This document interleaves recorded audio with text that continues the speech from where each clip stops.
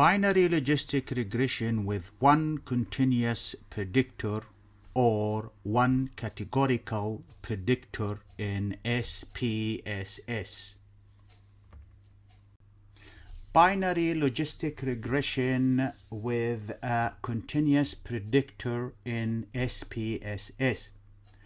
Binary logistic regression is a statistical method that can be used to find whether there is a relationship or association between two variables. One of the variable is the outcome or the response variable or the dependent variable, and the other variable is the explanatory variable or the independent variable or the exposure variable. To perform binary logistic regression, the outcome or the dependent variable have to be binary or binomial.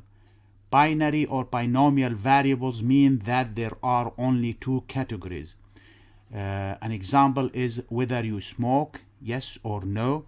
You do have diabetes, yes or no. You do have heart diseases, yes or no. To use this statistical test, the outcome should be binary. The predictor can be a continuous variable, or it can be a nominal variable, or it can be an ordinal variable. A continuous variable is measured at a continuous scale, such as weight, height, blood pressure. So it could be measured at an interval or ratio level. The nominal predictor or variable is a categorical variable which can have categories in it, such as occupation, whether you are a doctor, dentist, pharmacist, and so on. The ordinal variable is a categorical variable but with order in it. So the classes are ordered, such as age classes. So to perform binary logistic regression in SPSS, I had inserted data here for 100 participants. There are two variables here. The first one is the age, the second one is the heart diseases. If I click on the variable view, the age is a scale, measured at a scale level.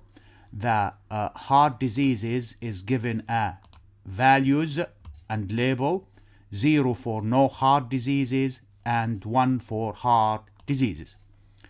And as shown here, we have here an outcome or a dependent variable, which is heart diseases, whether you have a heart diseases or no heart diseases. So it is a binary variable, binary outcome. And the age is a scale, so it is a continuous variable. So here we have two variables. One is binary, which is an outcome, which is heart diseases, and one which is continuous, which is a predictor. So if we want to find out whether there is association or link between the age and the heart diseases, or whether the age can predict the probability or the possibility of getting heart diseases, then binary logistic regression test is the best to do for this type of data. Before moving ahead to perform the test, let's look at the range for the values in the age group. If we click and analyze, then descriptive, statistics, frequencies, reset this. Let's bring the age to the variables, and let's bring heart diseases into variables, and then click on statistics here. Let's select minimum and maximum. Click on continue. For formats, nothing to choose from, and chart, nothing. And if I click on OK, a table is generated here as shown. There is no missing values. There are 100 valid cases or participant. The minimum for the age participating in this analysis are 18 years old, and the maximum is 94 years old. As shown here for the final table for the heart diseases, those who do not have heart diseases are 44%, and those with heart diseases are 56%. To perform binary logistic regression, click on Analyze, scroll down to Regression, then select the binary logistic regression, reset that. As already we knew that the outcome, which is the dependent variable, is the heart diseases. Drag that into the dependent area, and for the age it is continuous variable. Any variable can be dragged into this box. Since the predictor here, the age, is not categorical, so we do not need to use this icon and this window. But if we click on options, I'm going to select the classification plot, Hosmer goodness of fit test, and see confidence interval for the exponential b. If I click on continue and then click on OK, an output is generated with several tables and diagram. From the first table, it is shown that there are 100 cases in the analysis. There is no missing cases.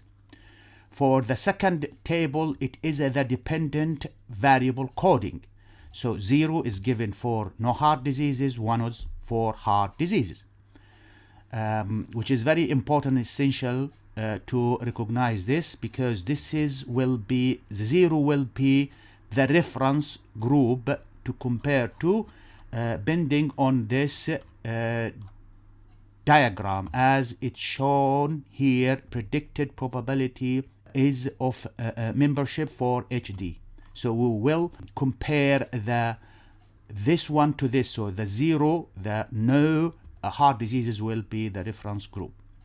The next table shows the classification that there are 44 cases of no heart diseases and 56 heart diseases.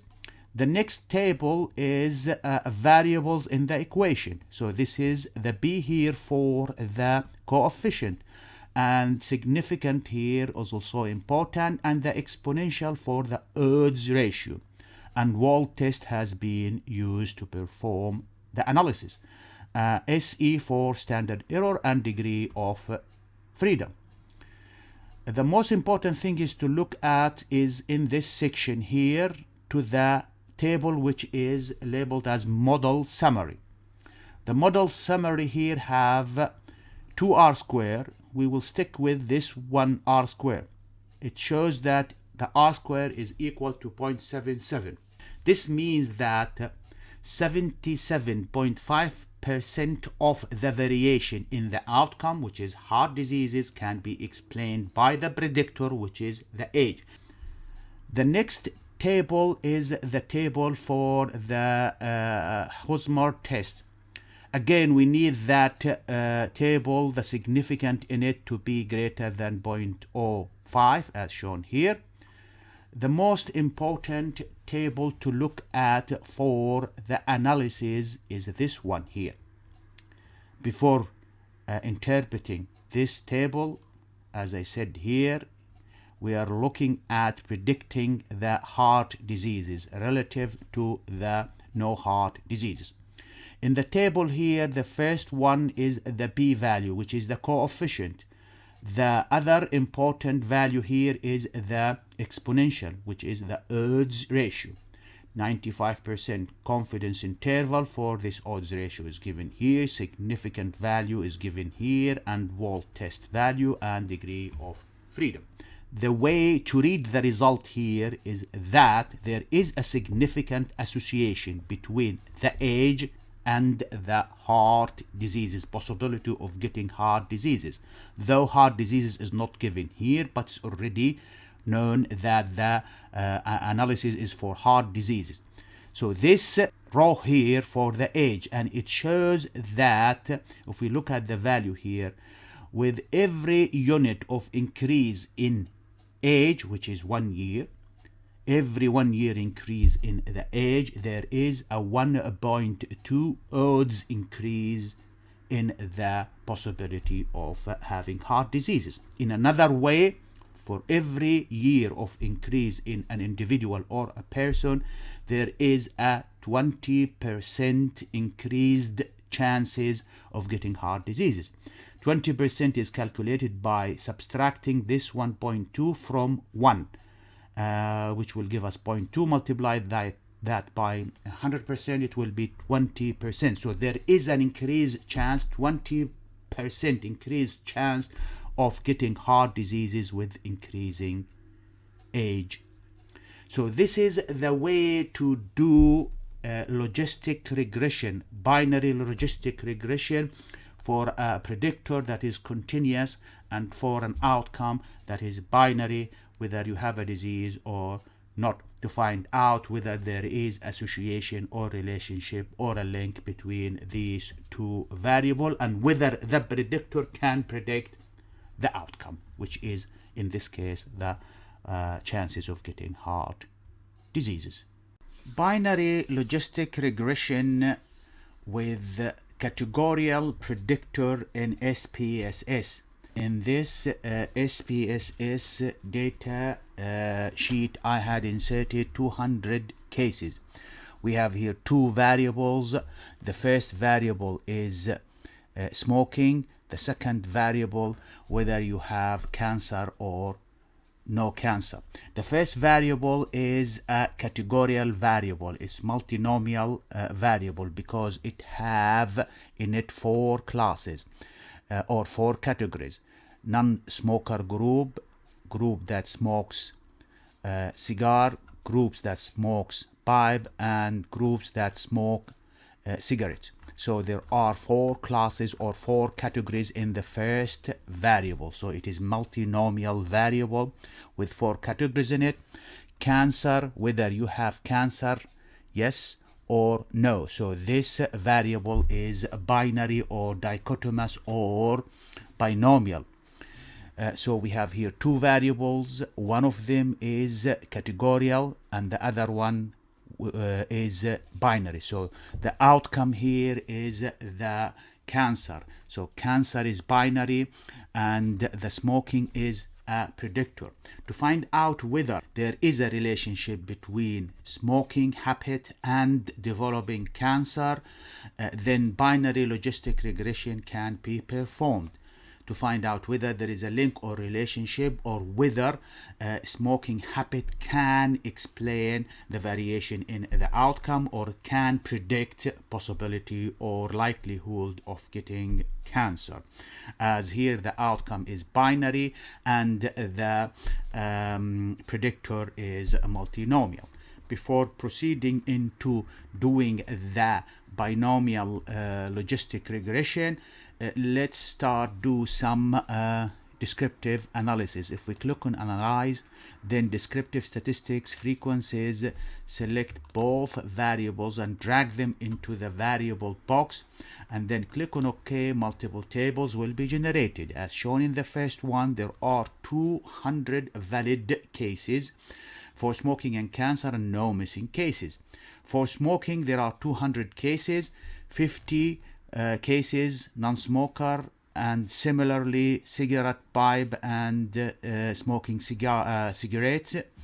And for cancer, 200 cases, half of them have cancer and the other half doesn't have cancer. To do the binary logistic regression with this predictor, which is smoking, and an outcome, which is cancer, click on analyze, scroll down to regression, and then scroll down to binary logistic regression. In this new window here, since our outcome is the cancer, then drag that to the dependent empty box here. And for smoking, since smoking is a predictor, drag that into the covariate. If the predictor was continuous, then also drag it to the covariate. If the predictor also ordinal, then drag it into the covariate box here. Click on categories or categorical. Since smoking have 4 categories in it, then drag that into categorical covariates, and we are going to set the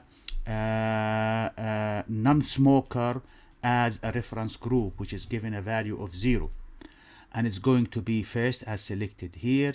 Click on continue, and then click on options. For options, click on classification, click on Hosmer, and click on CI confidence interval for exponential p-value. Click on continue and click on OK. Before interpreting the result, let's look at the assigned value for each categories by clicking on the variable views, and then click on the smoking values. Non-smokers are assigned a 0 value. This is going to be the reference category to compare to. Those who smoke cigar, given a value of 1. Those with pipes smoking, given a 2, and cigarette 3.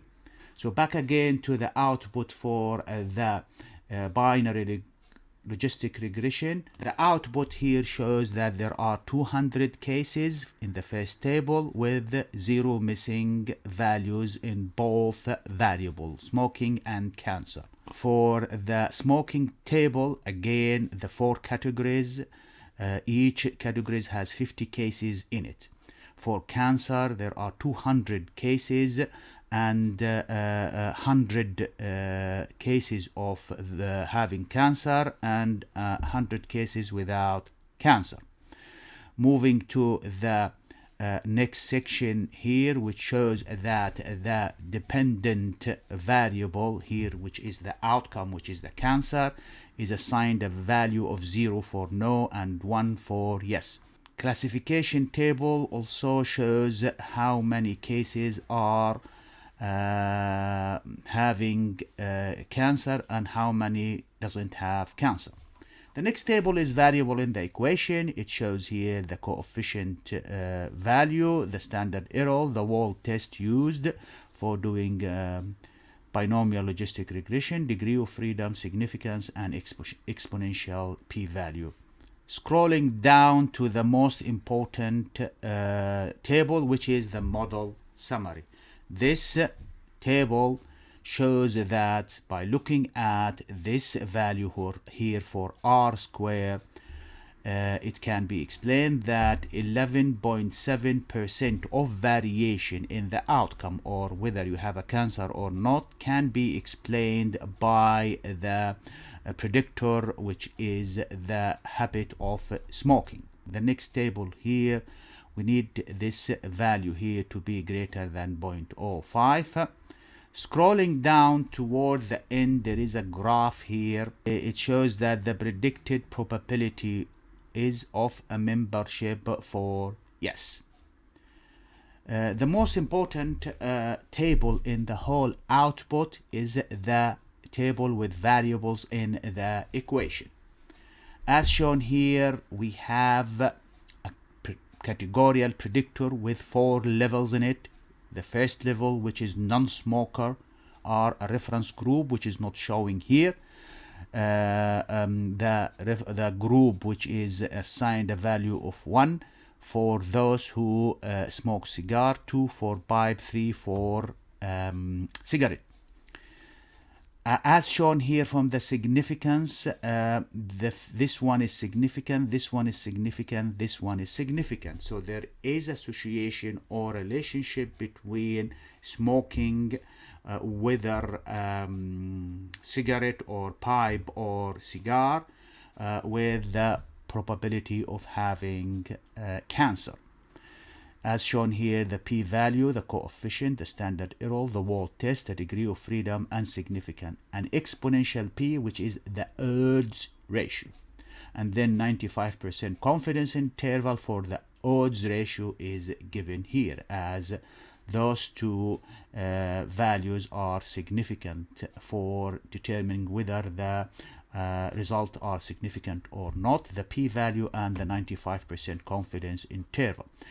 The way to interpret the result is by stating that those who smoke cigar have 2.7 odds in getting cancer compared to those who do not smoke or smoke at all. So there is a higher probability that those who smoke cigar will develop cancer, and this is significant. For the second category, which is smoking pipe, as shown here, smoking pipe, those who smoke pipe have higher odds compared to those who do not smoke any kind of tobaccos. So those who smoke whether pipe or cigar are more likely or have higher chance of getting cancer.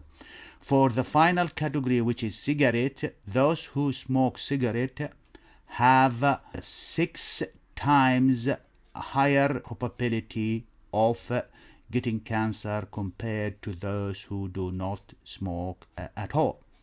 So there is a variation in the odds ratio with each categories of the type of smoking, but all of them smoking any type of tobacco products increases the chance of getting cancer. This is the way to perform binary logistic regression with an outcome that is binary or binomial, and a predictor that is categorical or multinomial, consisting of at least 3 categories, to find out whether there is a relationship or association between the predictor and the outcome, and whether the predictor can predict the outcome and the variation in the outcome can be explained by the predictor in SPSS. If you find this video useful, do subscribe to the channel, leave any comment in the indicated box, and activate the notification bell to receive the recent and latest release into the channel of several different video clips, and click on the like icon and share the video link with others so the channel can expand and improve to include a large scope of different statistical method and how to analyze data using several different statistical packages such as SPSS, Excel, Stata, Jamovie, R Statistic or Statistics, GraphPad, Prism, GPower, Python, and RevMan. If you are a student or a researcher and you have a data, whether it is quantitative or qualitative, and you want to perform statistical analysis on that data using any of the softwares listed here, whether it's SPSS, Excel, Stata, Jamovie, R Statistics, GraphPad, Prism, RevMan, GMP, Python, then do contact me to arrange for either a one-to-one private tutor session or a training course on any of these statistical packages. My contact details are given here, so don't hesitate to write to me or email me if you need a private one-to-one tutoring or a training course.